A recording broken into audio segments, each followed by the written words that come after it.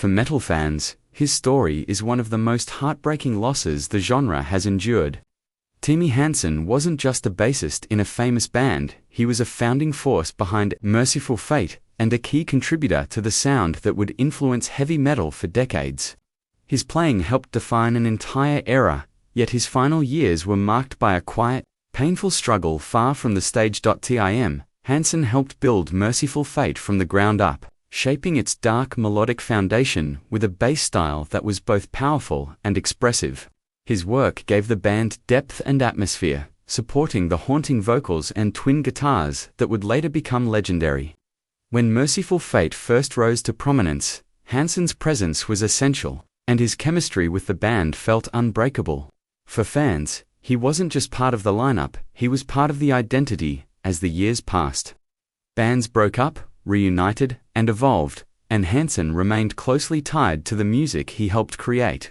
When news of Mercyful Fate's reunion surfaced, many fans hoped to see him back on stage where he belonged.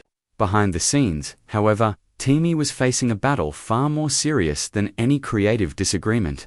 He had been quietly fighting cancer, a struggle that drained his strength and made performing impossible.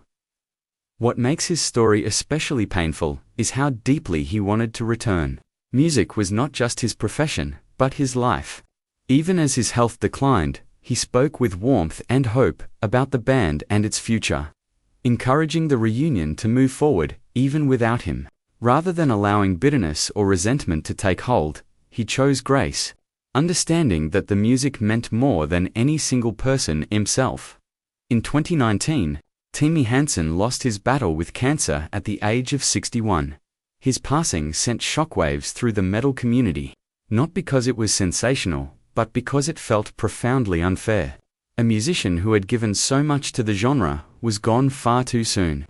Just as fans were hoping to see him reclaim his place on stage one last time, his death marked the end of a chapter that could never truly be closed.